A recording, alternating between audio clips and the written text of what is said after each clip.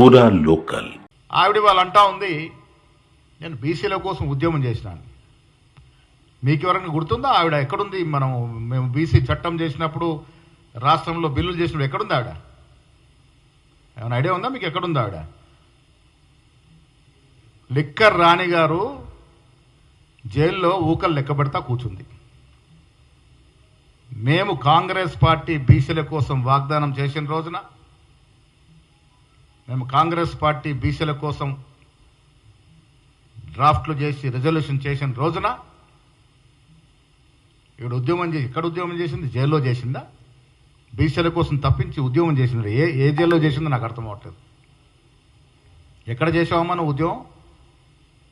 అసలు టీఆర్ఎస్ నాయకులకు కానీ మీకు కానీ బీసీల గురించి మాట్లాడే అర్హత, హక్కు లేదు. ఎందుకంటే 10 ఏళ్ళు మీరు బీసీలు అడుగడును ముంచారు. ఎంతమంది బీసీ నిరుద్యోగులు ప్రాణాలు అర్పించినారు, ఉద్యోగాలు రాక చనిపోయినారు. ఆ పాపం, ఆ ఉసురు తెలిగే కదా మీరు అధికారం నుంచి దిగిపోయినారు. ఎన్ని ఉద్యోగాలు ఇచ్చారు మీరు?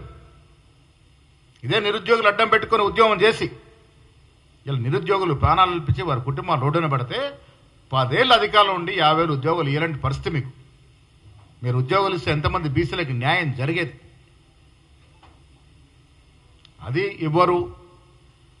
ఇలా మేము చట్టం చేసి పార్లమెంటుకి పంపినాము, కేంద్రానికి పంపినాము.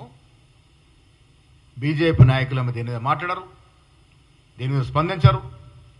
కవిత గారేమో కొత్త అవతారం ఎత్తుకొని ఆవిడేదో బీసీల కోసం చేసినట్టుగా ఉద్యమాలు చేసిందంటే ఎక్కడ చేసిందో నాకు అర్థమవుతలేదు.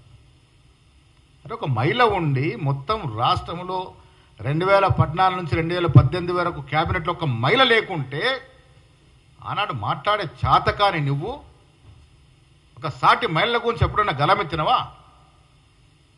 ఇవాళ బీసీల గురించి, మహిళల గురించి ఆమె కొత్త ఆవిడ దుకాణం జాగృతి నడుపుకోవడానికి కోసం ఏదో బీసీల గురించి మాట్లాడదంటే నమ్మే పరిస్థితి రాష్ట్రంలో బీసీలు లేరు.